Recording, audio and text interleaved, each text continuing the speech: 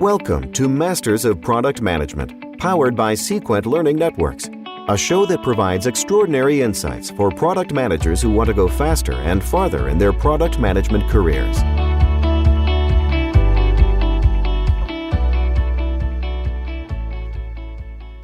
Hello, this is JJ Rory, Vice President at Sequent Learning Networks. In our Masters of Product Management podcast, we tap into the experiences of people who work in and around product management to help you learn and grow in your product management career.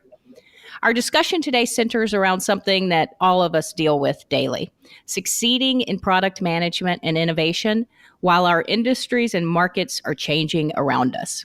As the saying goes, the only constant is change. That's what it feels like sometimes as product managers and product leaders. We rarely have the luxury of a slow-moving market. We must constantly be on top of changing market dynamics and evolving customer needs while still trying to manage the day-to-day process of developing and supporting products. It's one of the things that makes product management so difficult, but also so rewarding when we get it right. One of the keys to success is realizing that we, product managers, aren't alone on an island. We have a team of cross-functional partners to lean on. And our guest today is here to share his experience and some concrete ways that his team has been able to succeed in this complex environment. Kevin Wunder is the Senior Director of Product at Loveland Innovations. He is responsible for driving product strategy for imaging, Loveland Innovations, drone and data analytics solutions. If you ever get a chance, go check it out. It's a very cool product. Kevin has spent most of his career in fast-growing and startup businesses. His love for solving market problems led him through a slew of roles where he developed marketing strategies, steered trend-setting tech, and has had the privilege to work with some great teams along the way. When he's not working his product muscles, he's coaching a local CrossFit gym, volunteering with local youth groups, and spending time with his wife, 3 wild boys, and beautiful daughter. And one other thing about Kevin, he's from Maui and has promised to give me some tips on my upcoming trip to Hawaii. So, Kevin, thank you so much for joining me today. JJ, my pleasure. Thanks so much for having me. You bet. So to set the stage for everyone listening, just tell us a little bit about your products and who they're for and what they do. Sure thing, JJ. As you mentioned earlier, our product imaging is described as a drone analytics solution. What that means in practical terms is that imaging allows our customers to inspect roofs and properties with automated drone technology as well as photo capture tools facilitated through an iOS device. Using this data that they capture in an inspection, we create a digital asset, a digital representation, if you will, of that property. This comes in the form of a photorealistic 3D model that is created using the image you gathered in that inspection, and they obviously get to use all the high-resolution imagery captured on the device and in the drone. Imaging then provides our customers a set of features to help them analyze that data. And so some of these are simple and straightforward, like the ability to annotate photographs or create a report. Some are more exotic, like the ability to generate measurements of a roof, of walls, or of an area of a property. And some are just downright cool and nerdy, like the ability to quickly identify and quantify damage on a roof or on a structure using artificial intelligence and deep learning models that we built internally. And then lastly, we provide a number of data outputs that enable them to take action in their respective workflows. And so we serve 3 verticals. The first is insurance carriers, specifically in their property and casualty lines of business. We have some of the top 25 national carriers as well as a number of regional carriers using our product. They're using imaging to lower loss adjustment expenses, reduce the time it takes to settle the claims, provide a better experience for their customers. Second industry we work with are roofing contractors. They're looking to basically generate more business, right, through more inspections, better inspection data to get to the homeowner and property owners. And then third, a lot of solar teams use our products. So solar survey and design teams, they want to decrease their overall creation costs. They do that through more timely and accurate survey data that ports quickly into their design process.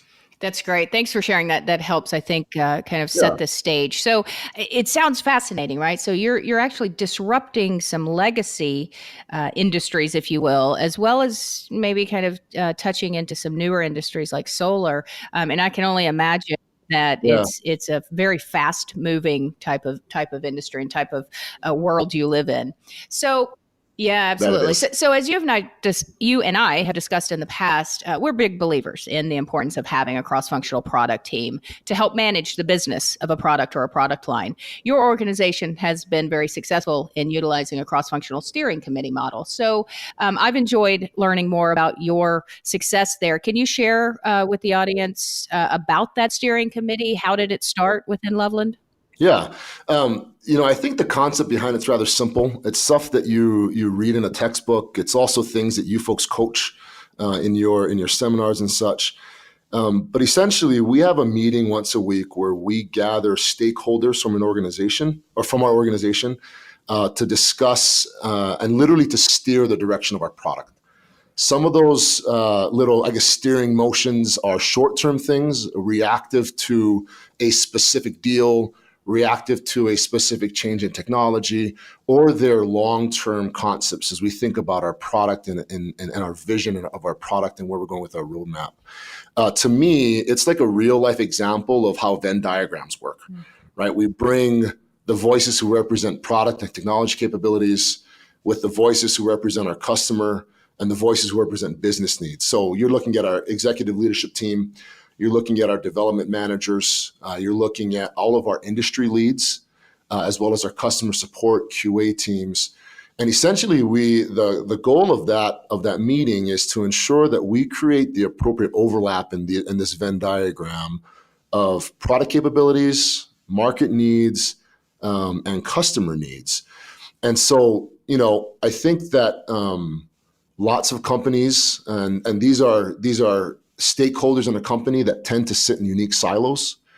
And this is our way, a simple way for us to break down those silos. And I think that none of these things are revolutionary, but I think it's the way that we've been able to do it. And we've held pretty true to it since the beginning of our organization. When we were young, it was really easy. I was brought on board and we just had 15 employees. And so we all were very aware of what the product was doing. We were always very aware of the product needs. But as our company grew and our customer base grew and our disciplines grew, it becomes easy to lose some of that some of that magic that ties you together. And so we've just really made it a core part of our culture that this product steering committee literally guides and steers all the decisions made with our product. It's amazing. I love the visual of a real life Venn diagram. That's a great way to say that. So what are some of the mechanics of the committee that you believe may be critical to its success? Yeah. I think one, it comes back to the roots of our organization. We have our founding team are very experienced in one of our core industries in insurance. And so I think that one of the key parts of that mechanics is you have to have domain expertise, both in the industries that you serve, as well as the technologies that you are building into your product. That's why we have our executive leadership team. We have the person who oversees all of our insurance sales, the person who oversees all of our general construction or roofing sales, the person who oversees all of our solar, our customer support. Because if we have that domain expertise, then we can, in the best way possible, replicate our client needs there. Then there's other things like it's very clear in that room that ego isn't allowed. We sit and we negotiate priorities between different industries. And when you have a relatively small development team and you have relatively limited resources, we sometimes have to make really hard decisions about where we put our time. And sometimes that means that one of our industries for a short period of time is going to feel like they're not getting a lot of attention.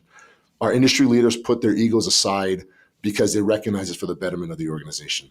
And then there's lots of transparency. One thing that we've really tried to do there is when you sit and you try to get a sales rep in a room with someone who's like a nerdy developer, sometimes they don't speak the same language. Right. And what we try to do is to create a really interesting scenario, or I guess an interesting dynamic of show and tell, where our industry people show a lot of the actual problems their clients are running into with examples of reports they're creating, examples and anecdotes of stories they have directly with the person developing technology, and vice versa. The person developing the technology showing what the capabilities of the tech they're working on can do. And then in that room, all these ideas start sprouting up of, what if we did this? And what if we could solve this problem by doing this? And it's just one of the ways that feeds the innovation in our organization. I love that. And it makes everyone realize they're on the same team, right? It's not, your function versus my function or even in silos. So that's a great example. Thanks. What results have you seen from implementing this cross-functional team model? I think that the greatest result for us, obviously, is customer adoption. And more particularly, that customers are recognizing value. I guess one anecdote of that, earlier this year, we had a really, really large deal that was kind of sitting in the wings, and we were getting pretty close to closing it. We had a domain expert come into that product steering meeting and said, "Hey, listen, in order for us to close this deal," and by the way, he clearly mapped that.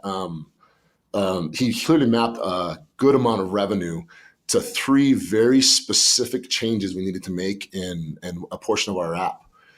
And it was one of those, hey, we were mid-sprint, we were mid-development cycle. We sat down and as a steering committee, we discussed what it's the opportunity cost if we go down this route. How does it delay other revenue? Can we deliver on something quickly? And it literally was a 2.5-week turnaround of some net new features in our product that won us a significant amount of business. So I think ultimately, when you think about the key results, it's our ability to be nimble and to react very quickly to significant customer need. And our customers appreciate that. They appreciate that we can react to their needs if they can show a salient business case for it. And so it creates a really good relationship to the customer when we do that. That's great. Great example. So I often talk to my clients about how when new features or new ideas or new opportunities come in, and they always come in the middle of some development, right? Some sprint, right? We're never we're never idle, so they're always coming in during the middle. It's never convenient. Yes, exactly. There's never a convenient time. Exactly right. But it's our job to understand the business of the product. And I love the way you said the opportunity cost, because we will stop doing one thing to do another thing, but that other thing may bring more value to the customer. And in your example, it did. And so, sure, we make the business decision to stop doing something for a little while that we had on the docket, but we made a very strategic decision. And having that cross-functional conversation is the way that we as a business can make those decisions. So perfect example. Thank you. So, yeah, and I think, if I may, I think one of the, as I think about that committee, you asked about some of the mechanics of it. The 2, I think, numbers that drive us the most in there are what are the revenue opportunities? Because to us, that represents not necessarily dollars, but it represents customer desire. It represents customer need and customer want.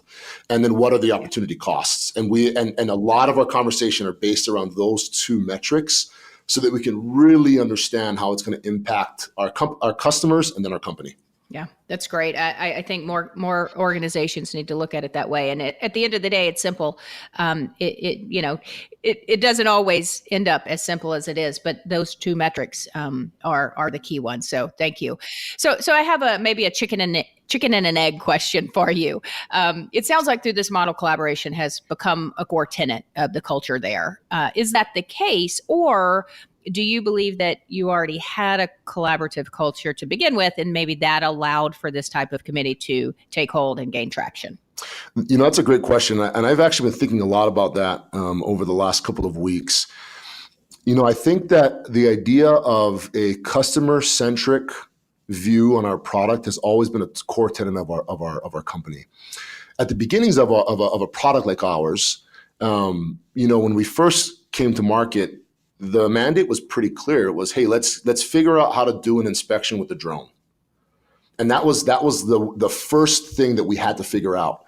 And the team was small. And so everyone was involved and it was very collaborative. That culture, though, has had to change a little bit as our capabilities in our product have gotten broader, as well as the industries we serve have gotten broader, right? So every new feature we introduce, every new technology we introduce, right? So we went from automated flight to let's add measurements and 3D modeling into our product, and let's add AI and deep learning into our product. Then we added another feature of how we can, a better way to get ground imagery for customers. And we added all these features, and then we started with insurance, then we brought on roofing contractors, we brought on solar, and now all of a sudden, we're less in touch with both what our product does and its core competencies, as well as what our customers need. And so we've had to change from hey, we've got a small team that is looking at the product, to wow, our product steering committee went from, I think when we started, it was, of the 15 of the employees, there may be 9 of us, to now it's nearly double in size as the company's gotten bigger, because we've had to make sure that we had the right voices in place to, one, understand customer need, and 2, ensure that every part of the organization felt like they were collaborating on the product. Yeah, makes total sense. Thank you. So I've had enough of these conversations to know that there's probably someone out there listening who's thinking to themselves, yeah, I work for a $20 billion organization with 5 business units and 100,000 employees. This just isn't going to work for us. We can't implement this cross-functional team as rosy as you guys may make it sound. What would you say to that person?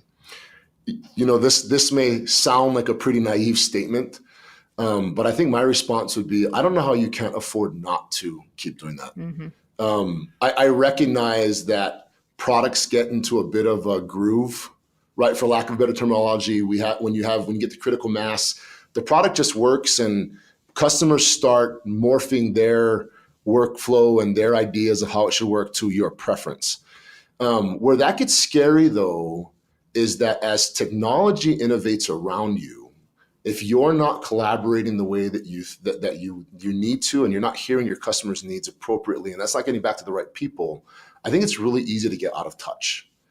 And I think that there are a number of examples and case studies. I don't want to call them out specifically on a podcast, where I think we've all seen some of that happen, where a large organization has got a little out of touch and they've had to retool to become more customer-centric. And so, naive, young product guy in me would say, no matter how large the organization, I don't know how you can afford not to be in touch and not to drive collaboration this way. Yeah, I agree with you. I think it's even more important in a large organization because, like you said, it is easy to get in those ruts or grooves or whatever we couch them as. It's easy for us to forget that we have partners and that those partners are there for us to help drive the success of that product. And, again, think of it as a board of directors for your product or product line or product family. And I think it's critical for those large organizations to at least put their agile hat on, and agile with a small a, right? The flexible hat on to make sure that they do that. So again, I agree with you. Thank you so much. So Kevin, such a wonderful discussion today. Thank you so much, Kevin Wonder, for sharing your experiences with us. We can all learn something from what the team at Loveland Innovations have done. So thank you again for joining us. JJ, thank you. It's been a great pleasure to speak with you today. You bet. So thank you for joining us on Masters of Product Management, powered by Sequent Learning Networks. I am JJ Rory, and I look forward to speaking with you on the next episode. You've been listening to Masters of Product Management, powered by Sequent Learning Networks. If you'd like to take your career to the next level with additional tools, training, coaching, and books, be sure to visit Sequent Learning Networks at sequentlearning.com.